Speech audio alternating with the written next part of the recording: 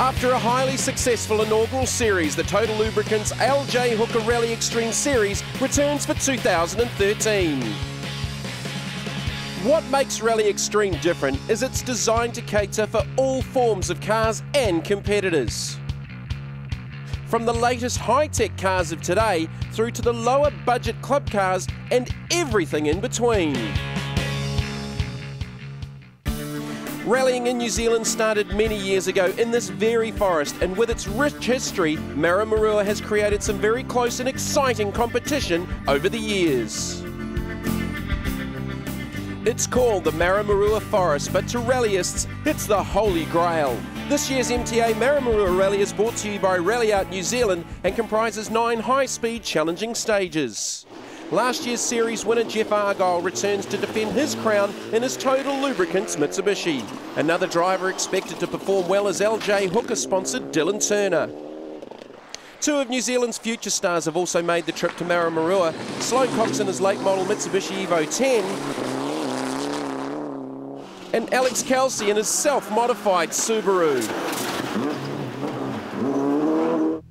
Stage 1, brought to you by Rally Out New Zealand, 10 kilometres of the challenging Campbell Road. First up, making his return to the sport after a few years away, is Robbie Lester in his late model Subaru. Yes, late model Subaru, it's actually an R4, which is very similar to the WRC production cars. Lester is now well into the groove as he negotiates the well-known Quarry Road corner. Next up is Lee Robson. Robson is driving an older Evo 4 Mitsubishi.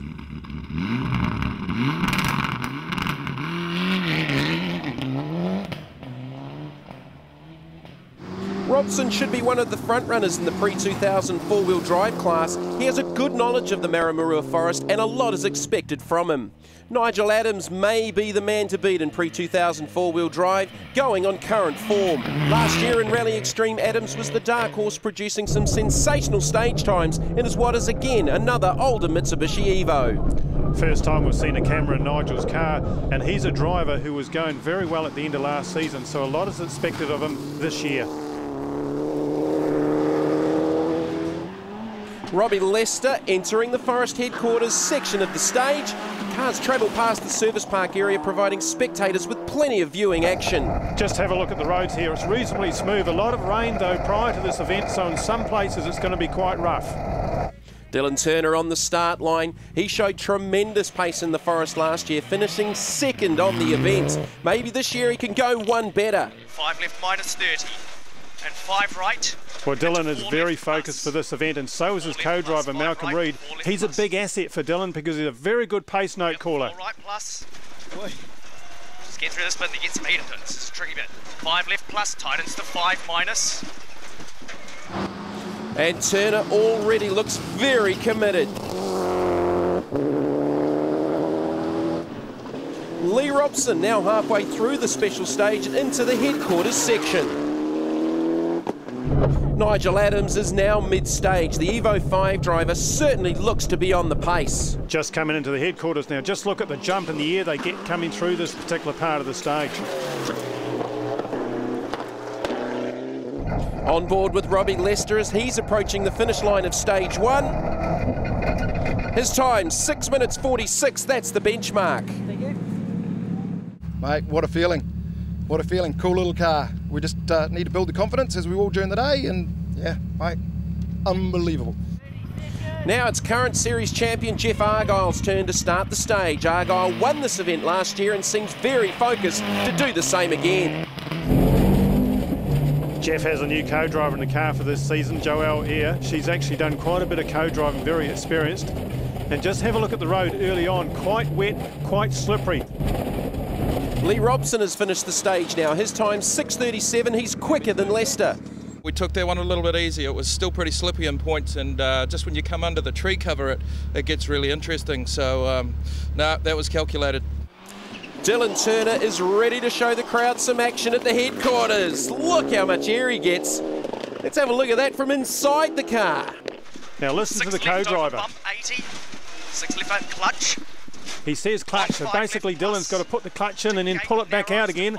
Otherwise, if you don't do that, you can break an axle.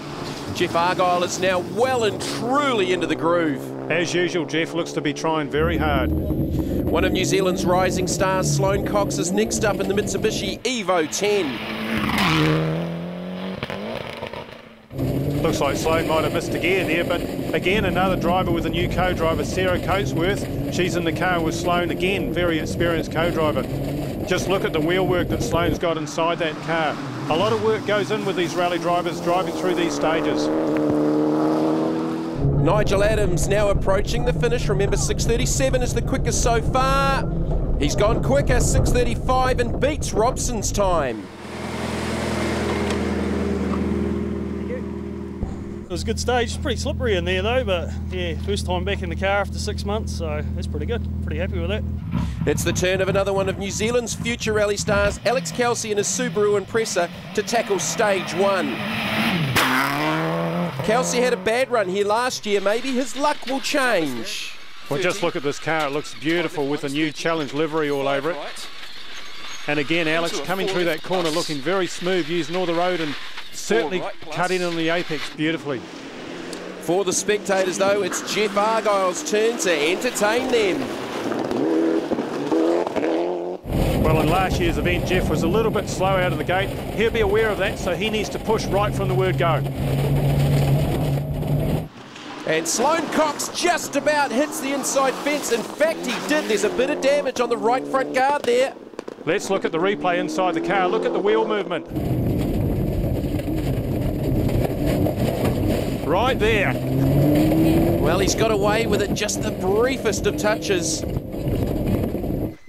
Now Dylan Turner down to the finish. What can he do? 6:35 to beat. 6:33 for Turner, just quicker. Oh, that was horrible, wasn't it? The car feels good, actually. Car feels good.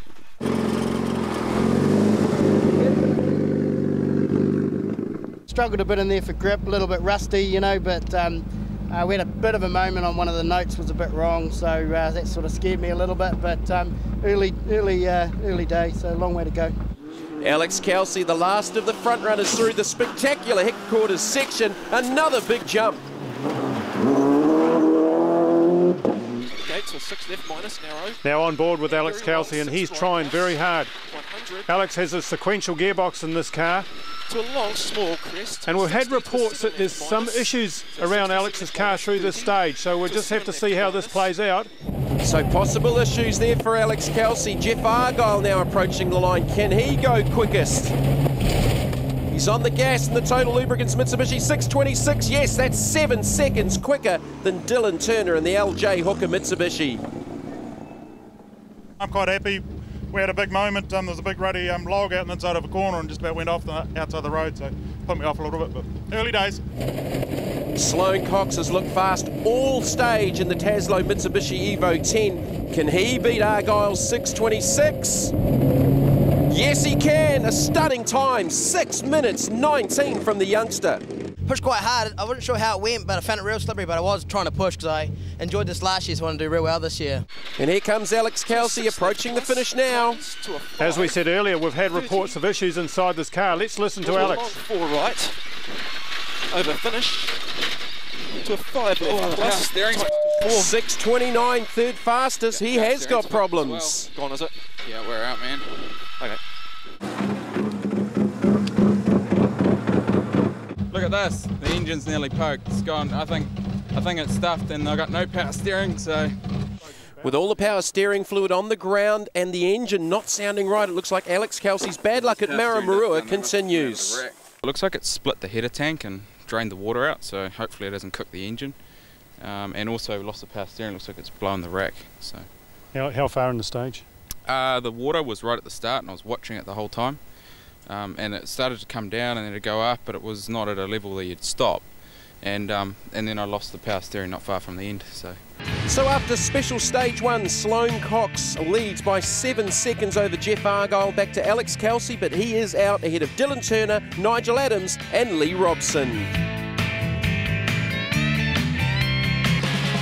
Welcome back to Maramarua in the opening round of the Total Lubricants LJ Hooker Rally Extreme. Over the next 3 stages, at the front of the field, the lead changed 3 times. However, stage 1 winner Sloane Cox overshot an intersection in stage 2, losing close to 40 seconds. Jeff Argyle inherited the lead and held a 4-second advantage for the next 2 stages.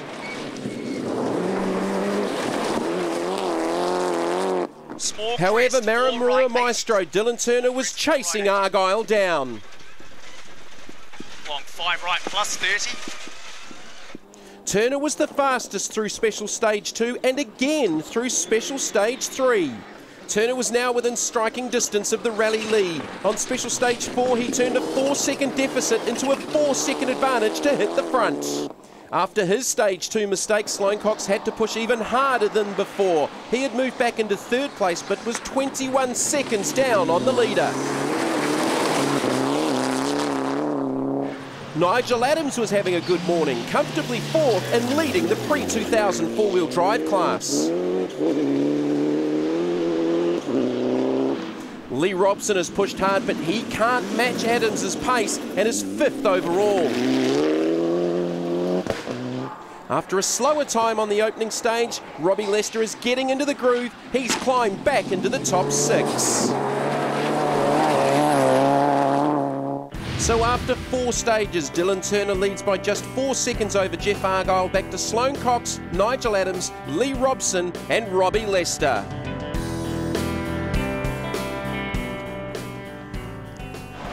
After a good run here at Maramarua last year, Ben Thomason is once again amongst the leaders and is currently 7th. Another driver making his comeback into the sport is Wayne Pittams. He currently sits 8th after special stage 4. And Clinton Cunningham is another candidate to win the pre-2000 4-wheel drive class and looks very quick early on. Yes, Clinton Cunningham surprising a few people with his early pace and his commitment, driving very, very well. In fact, he's another one that's extremely focused in this Maramarua rally. Sitting alongside Clinton is his business partner, Greg Rooker, and between the two of them, they actually own that RCK, which is a construction company that do roading out West Auckland. Cunningham is super impressive and currently well and truly inside the top 10. 11th overall at this stage of the event is Carl Davis in his Mitsubishi Evo. And with a huge jump at the headquarters, last year's series runner-up Graham Featherston sits just outside the top 10. Another new driver entering the series this year is local man Philip Broadbent, another one going well early on in his Golf Mitsubishi. Well, a lot is expected of Philip Broadbent. He's done very, very well in minor events, hill climbs in this area. Broadbent was very good, 12th quickest through stage 1. However, it was all about to go wrong. After that very good first stage, we're on board here on stage 2 with Philip Broadbent. Gets it wrong at the apex and he's into the scenery. Game over. Just seemed to turn in a little bit early and got onto the slippery stuff. Another driver in trouble early on is Kingsley Jones. Electrical problems slowing him down. Problems were coming thick and fast. Carl Douglas was the next to fall, dropping well down the leaderboard. A feature of Rally Xtreme is its 5 different classes. Mike Goldsbury currently leads in the Club 2-wheel drive class. And that's from Lindsay Holmes in the little Toyota Starlet. Holmes was runner-up in this class last year, but is now having to chase his former crew chief, Mike Goldsbury. 3rd in this class is Max Baxley in his front-wheel drive Toyota Corolla. The Club 4-wheel drive class is being led by Cameron Young in his Mitsubishi Lancer. And he's been chased all the way by Marty Smith in his Subaru Legacy. And in the classics, it's a very sideways Lee Stringer flying through stage 1 for the class lead in his 2-wheel drive Mitsubishi Lancer. However, in stage 2, it went wrong for Stringer. I think it might have got a flat 8. 30. Yep. A puncher saw him being passed by fellow classic driver Roger Goss in his Mazda RX-3. That's why I went. Mark Parsons, aka Skid Mark, is making his first appearance in Rally Xtreme in the wonderful sounding TR7 V8. On board with Mark, and listen to this thing. Go right before the gate. I think he was a bit early. Little bit of confusion here with the instructions. In fact, notice they're not using pace notes. Yeah, no, we're turning right. With Lee Stringer's early problems in his puncher, Parsons takes a commanding lead in the classic class. Second is Roger Goss, somehow managing to knock over our rally drive sign without even touching it. Must be the exhaust pulse from the RX-3. Well-known Maramarua specialist Grant Liston leads the open two-wheel drive section and is knocking on the door of the top 10 overall. A very sideways long-time friend and rival Dave Strong is chasing him hard but can't quite match Liston's pace at this stage. Phil Campbell in the new R2 Ford Fiesta is showing promising pace and sits right on Strong's tail. Right behind the leading three in open two-wheel drive sits Charlie Evans in the rear-wheel drive RX-7. Before we go to the Rally New Zealand Power Stage, we caught up with Dale Perry, a man responsible for getting many drivers into the sport of rallying in New Zealand. Rally Drive New Zealand is about trying to get the younger people back into the sport. You know, we're all ageing and trying to increase the younger bottom end of the sport. And Rally Drive New Zealand introduces new people to the sport by giving them a chance to do a 2-day rally school. They don't need to go out and physically buy themselves a rally car straight away. They can come along, get a taste of the sport and understand where they're going to fit with the sport. Rally Drive New Zealand operates in the forest, and Maramarua is actually the heart of forest rallying in New Zealand. Well, we know very well that unfortunately in New Zealand we don't have a driver training curriculum for our young people. So any chance they get to sit behind a wheel and get the understanding of oversteer and understeer and actually understand what a rally driver goes through to keep committed to speed, gives them a chance to actually drive better on the public roads. Introduced last year, the Rally Xtreme Power Stage has new incentives for 2013. At each round, one of the classes will chase a $500 bonus prize to win the Power Stage in that class. At round one, it's the pre-2000 four-wheel drive class chasing the $500. Sean Bryce in his Subaru was first up on the 19k stage. He sets a time of 14:09. Next up, it's Quinton Palmer on the Rally Drive New Zealand Power Stage. He's over a minute quicker than Bryce. 13:03 is now the time to beat. Next up, it's Clinton Cunningham, and judging by his early pace, he could be a real threat for the prize. Now on board with Clinton Cunningham in his Evo 4. Just have a look at the road condition. Quite a bit of clay, so it'll be very slippery in this special stage. They do this big long uphill section over the top of the brow, a sharp left-hand corner. Cunningham looks fast in the RCK Mitsubishi. It's now Lee Robson's turn to see what he can do on the Rally Drive New Zealand Power Stage. The extra bonus up for grabs. Cunningham, though, is looking really fast. He's up on Palmer at the split time. However, Nigel Adams is now on the line. He could be the favourite to take out the $500 Power Stage prize. I'd say he'd be the definite favourite judging on form. Into the stage, Robson looks to be slower than teammate Cunningham. He's going to need to make up some time in the latter part of the stage. Cunningham approaching the finish line now. The time to beat, 13:03.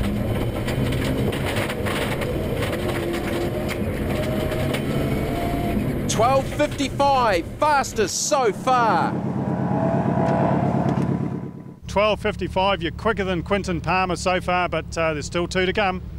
Yeah, I think I just got to try and consolidate it and keep it on the road and try and keep them behind me. Nigel Adams now well and truly into the stage. Nigel Adams going across the well-known Boundary Road, a very fast section of the stage. Just have a look at the road condition, it changes, and Nigel Adams pulling the handbrake on the tighter corners. So at the stage split point, Robson is slower than teammate Cunningham. That is surprising. Nigel Adams making his way to the split point to the power stage. He's well up on everybody at the split. Lee Robson's time, 12:41, and he moves to fastest so far. I had no clutch for 3/4 of the stage, so I'm driving a sequential box without any clutch. So, you know, just to be here right now, hopefully we can get it fixed up in the service and attack in the afternoon, but it hasn't been our morning with the mechanicals, so that's all right, we'll get there. So the last one with a chance at the prize is now Adams to take it. He has to beat 12:41. Coming up to the finish line, he's done it, 12:27, he's done it easily. So Nigel Adams wins the $500 Rally Drive New Zealand Power Stage by 14 seconds over Lee Robson from Clinton Cunningham, Quinton Palmer and Sean Bryce in the Subaru WRX. For that effort, we'd like to give you a cheque for $500 for winning it, and hope you enjoy spending that on rallying. Thanks for that, Dale. I'd like to thank Rally Drive as well, New Zealand, for sponsoring the stage, and yeah, $500. Thanks very much. Welcome back to round one of the Total Lubricants LJ Hooker Rally Extreme from Maramarua. Let's see how the top 6 got on in special stage 5. Ben Thomason's strong run continues. The Subaru driver is now 6 overall ahead of Robbie Lester. Lester is comfortably in 7th place overall, just 7 seconds behind Thomason.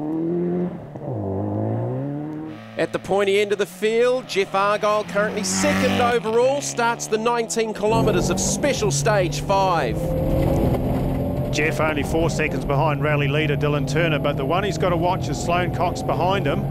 And we saw last year Jeff Argyle on the long stages go pretty quick. And look how wide he is. He is trying hard in special stage 5 as Dylan Turner, rally leader, is next to head off. He's got just a 4-second advantage over a flying Argyle. And also probably a flying Sloane Cox, and that's the one Dylan Turner's going to have to watch as well, so all pressure on him. Look at his speed. Well wide at that right-hander as well, judging by the commitment here. It is all on at the front. Argyle into the stage, looking strong and very committed. Sloane Cox currently 3rd, 21 seconds down on the leader after his issues earlier on in special stage 2. At 19 Ks, this stage is critical for Sloane. This is Sloane's opportunity. Like we say, 19 kilometres, he can make a move here. On board now with rally leader Dylan Turner, the LJ Hooker Mitsubishi. Well, Dylan Turner approaching the split point, but just see how the surface has changed. Very muddy and slippery up here. He's up on Argyle at the split. And judging by his pace, not quite as sideways as the other two, Cox looks like he's making his move here. As the 2nd place Argyle heads down to the finish line. Now 12 minutes and 15 seconds. Next through the split is Cox, and he is well up on both Argyle and Turner. Dylan Turner close to the finish. He's going to be quicker than Jeff Argyle. Well quicker than Argyle. He stops the clocks at 12:07, 8 seconds quicker than the Total Lubricants driver. Here comes Sloane Cox though. Can he beat the 12:07? He's going to do it easily. 12:03. He is now only 5 seconds behind Argyle for 2nd place overall. So after special stage 5, Dylan Turner extends his lead over Jeff Argyle out to 12 seconds, but it's Sloane Cox on the charge in 3rd ahead of Nigel Adams, Lee Robson and Ben Thomason. So at the service break, with future stars looking on, we caught up with Dylan Turner to recap his morning's work. The end of that last stage that we did is really slippery. McRobbie's is good, you know, it's up on the hill. Ridge Road, I think this time's going to be a bit slippery as well because we haven't done that stage yet. But they're really wet. Running car 40 as well, I tell you, it's totally different. It takes you back to the rallying a few years ago. It's been a while since we had a 40 on it, my age, you know. But no, it's good. The roads are good. They're not swept. They're just muddy and yucky, but it's great fun. Even with a little bit of panel damage from the morning effort, Sloane Cox is only 17 seconds behind Turner. I'm trying to make it the time I lost in stage 2 when I overshot junction and the car wouldn't start for 40 seconds, but definitely enjoying it there, pushing and trying to make that time back. And just tell us about the overshoot, just a little bit of an error. Yeah, it's got the notes a little wrong, I guess. It wasn't quite the distance I thought it was going to be from the notes, and when I braked, just overshot it. But then the problem was when I stalled the car, it didn't want to start again. Jeff Argyle in the Total Lubricants Mitsubishi still holds second place, but only just from a charging Sloane Cox. We went out in 2 older tyres for the last loop of the stages, and we've got some new ones on the car now, and so go and see what we can do with it. That second stage, we're going to have to take a reasonable chunk out of them. We can have a go at them. If we can't, then we'll back off it. In the open two-wheel drive class, Grant Liston has stretched his lead to a comfortable 41 seconds over Phil Campbell. Campbell is struggling to keep up with the pace from Liston. Experience at Maramarua definitely counts. And Charlie Evans has been trying hard to keep up with the front-wheel drive cars, but is struggling in his Mazda RX-7. The evergreen Dave Strong is third in open two-wheel drive, but over a minute behind Liston. The day has been eventful, especially stage 5. So long since I've had a spin, and we just had a 5th gear 170k spin, and I don't know how I got back on the road. I ended up in a gorse bush and missed all the trees and the fence, and I'm still shaking actually. In the classics, Mark Parsons is now well in control. His lead is just under 2 minutes in the TR7 V8. Another opportunity to listen to this fantastic Rover V8. 2.8 to an acute left. Lee Stringer hasn't given up though. He will have to put his head down and go for it if he wants to catch Parsons in the afternoon stages. Cameron Young continues his stranglehold on the club four-wheel drive class, with Marty Smith now over a minute behind.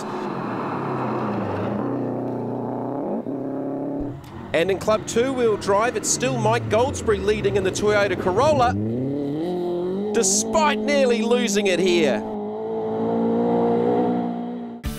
Rallying in New Zealand is catching up with the rest of the world in terms of cars, drivers and professionalism with technical support, as Bill Norton explains from Rally Art New Zealand. We support the Mitsubishi competitors from the front. We've got 3 at the front at the moment, to the guys running at the very back, you know, in the Evo 1, 2s and 3s. So across the board we're here. We've got parts on board, technical advice, to help them any way we can. The restrictions have come off, the pace of the rally extremely quick. This is a great platform. It's a single day event. It's local, single service park, very, very cost effective. New Zealand is catching up. The sport is growing and it is becoming more professional, and you've got to really be on your game to be at the front of the field. And there was plenty of action in the front of the field over the next 3 stages. Turner extended his lead to 22 seconds after 7 of the 9 special stages. I guess 22 seconds is a reasonably comfortable lead here at Maramarua. However, 3 stages to go and Sloane Cox on the big charge, so Dylan has to really keep his foot into it. And behind Turner, there are 2 hard chargers, Jeff Argyle and the youngster Sloane Cox. For Argyle, the afternoon stages have not been great. Mechanical issues have slowed the Total Lubricants Mitsubishi. In the afternoon sections, looks like this car here has electrical issues. In fact, it's cutting out halfway through corners. So with Argyle's problems, the big mover in the afternoon was Sloane Cox. Incredibly, he took 15 seconds out of Turner. Dylan Turner's lead is now just 7 seconds over Sloane Cox. Jeff Argyle falling back to 3rd with his issues. Ben Thomas in 4th ahead of Lee Robson. Robbie Lester now inside the top 6 in his Subaru Impreza. Just outside the top 6, there's a major battle going on. Wayne Pittams is 7th, but Clinton Cunningham is closing in fast.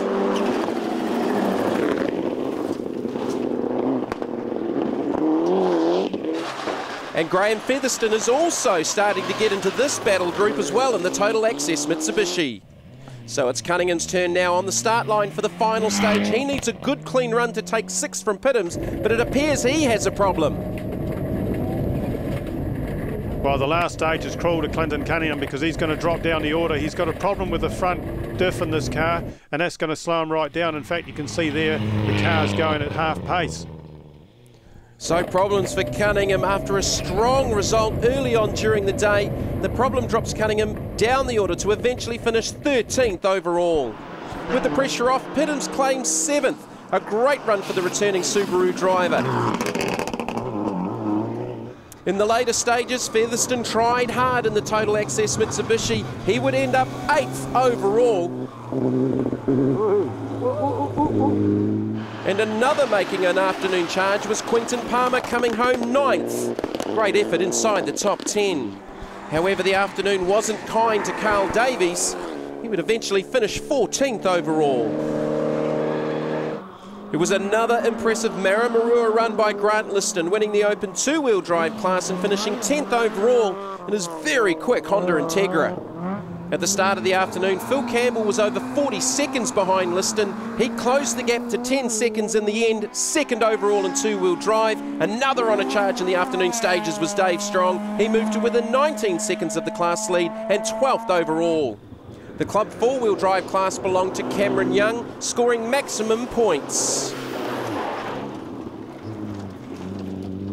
In only his 2nd ever rally, Mike Goldsbury won the club two-wheel drive honours and the Brian Green Properties Driver of the Rally Award. Going into the afternoon stages, Mark Parsons had a healthy lead in the classic class. What he didn't expect, though, was that Lee Stringer would put on a massive attack. On board now here with Parsons. Mark probably better known for his Targa exploits on tarmac in this car. Well, he knows Maramarua though. He's been rallying here since the late 70s. Now on board with the chasing Lee Stringer, passing car after car, trying to chase down Mark Parsons. Caution 6 right, don't cut. Jump on gravel, jump on gravel. The Lancer driver made up over 3 minutes on Parsons and took the classic class honours on the very last stage.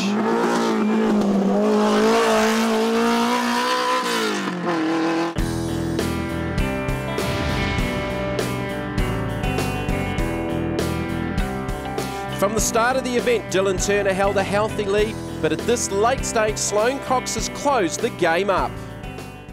Dylan, you had a 22-second lead going into stage 8 and you look pretty concerned, but Sloane's done a blinding time. You're still in front, 7 seconds. 7 seconds. Yeah, it was pretty slippery and I was coming down the hill towards the end and I was like, we had a couple of near spins and I was like, I'm just pushing the car a bit too hard for what we were, and so we got off it a little bit, but we obviously got off it a bit too hard. 7 seconds, Dylan, and what is it, 12 or 13k? Yeah, look, I think we can, I don't know, we'll go as hard as we can, you know, 7 seconds, we'll give it a go. Sloane, you pulled a blinder in that one, you're down to 7 seconds behind Dylan. Yeah, I don't believe it. After the second to last stage, yeah, my wastegate came off and I lost time then. I thought I definitely didn't have a chance at first, but pushing hard as I could in that last one, I guess it paid off and I guess the fight's back on. 7 seconds, you're behind, and I'll give you the little tip, they're banging brand new tyres on that car. What are you doing? Second hand ones be good enough. I'll push hard as I can. Robbie Lester will be happy with his performance today in Maramarua, 6th overall for the Subaru driver. Yes, Robbie will be very happy with this performance today. Now this car is a car that Robbie kindly lent to Hayden Patton, and Patton won the Production World Rally Championship in this very car in Australia a couple of years ago. All Rally Ben Thomason was involved in a huge battle with Lee Robson for the minor placings. 6 seconds separated the pair at the lunchtime break, with Robson climbing to 4th overall with 2 stages to go. But Thomason dug deep and in the end overhauled the Mitsubishi driver. Lee Robson 5th overall and winner of the pre-2000 four-wheel drive class. I feel really bad for Nigel Adams. You know, he deserved the class win, but you know, the sport can be cruel, and you know, as it would have it, he actually gave me the part to get me going again. So, you know, I feel really bad for him. He really deserves the win, but we'll take it. Thomason's great drive resulted in an outstanding 4th place overall. Currently you're 4th, depending on who else comes here, but 4th place pretty good. Oh, okay, no, that's neat. I haven't known where I am all day, just first rally for a while. I just wanted to not concentrate on times and drive, so I'm happy with that. Now we're down to the business end. One final 16-kilometre special stage to go at the MTA Maramarua Rally, and it's down to 3 drivers for the win. First into stage, Jeff Argyle, 3rd overall, and a long shot at the moment with his problems, 50 seconds down on the leader. Definitely a long shot. I mean, Jeff needs both Dylan and Sloane to have a problem to win the rally here, so third is probably the best he can really expect. And that's still going to be a strong start in his title defence for the Total Lubricants LJ Hooker Rally Xtreme.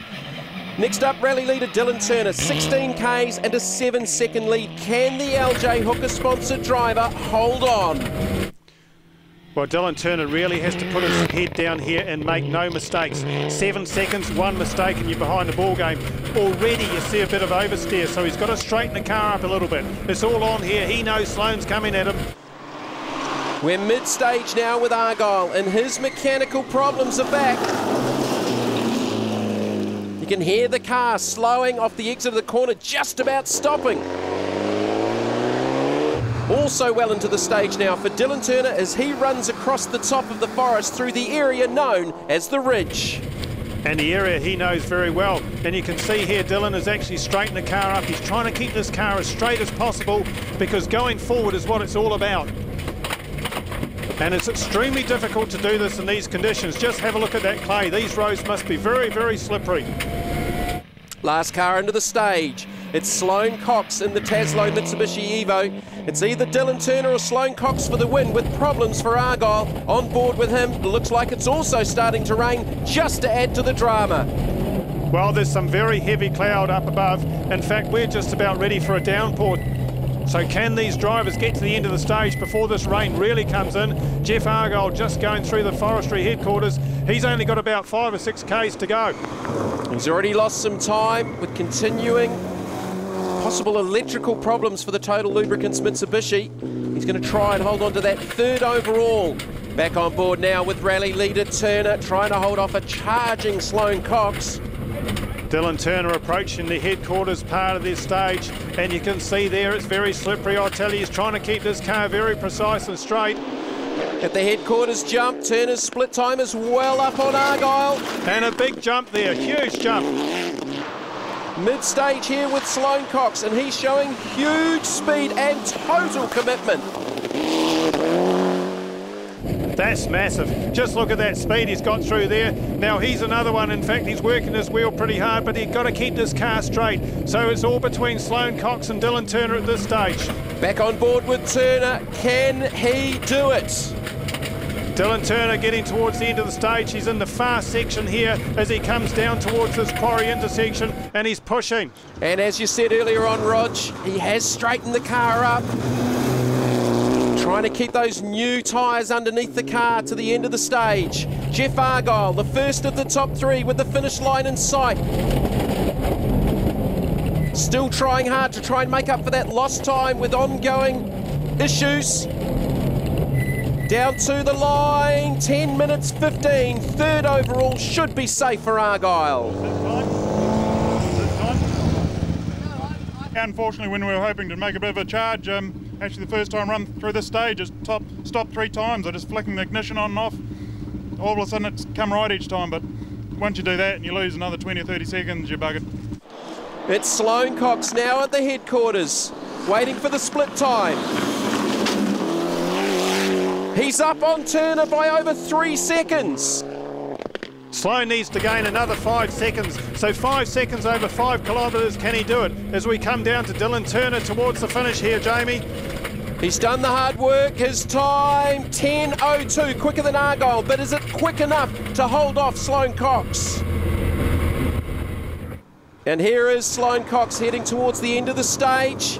Dylan Turner looked to be a lot straighter through here. This is total commitment, 100% plus from the Taslow Mitsubishi driver. On board now, and you can see he's trying. Look at the commitment. Turner's time, 10:02. Cox has to go 9:54 or faster to win. We've gone over 9:55, so it's Dylan Turner's rally. 9:58. Dylan Turner has won it, but only just. Dylan, what a battle, mate. It came down to 7 seconds coming in here, and now it's down to 3, but you don't have to go any more because you won. That's awesome. That's awesome. That was, I drove the pants off the car this time, the tyres off it. Yeah, look, Malcolm was spotless on the notes. The car was awesome, and we really tried hard, so I'm stoked with that. Well, that's your first Marramura win, is it? Yes, it is, mate. Yeah, I won a couple of years ago up north, but I've never won in Maramarua, so I'm stoked with that. Yes. Sloane, well done, second place, but boy, you came back this afternoon. It was only 4 seconds in the end, or 3 seconds actually. That's awesome, yeah. After stage 2, and then when the wastegate came up, I thought there was no chance, but when my times were being better and better, I just kept pushing. I was loving it so much. So Dylan Turner takes out the opening round of the Total Lubricants LJ Hooker Rally Xtreme by just 3 seconds over Sloane Cox. Jeff Argyle back in third ahead of Ben Thomason, Lee Robson and Robbie Lester, completing the top 6.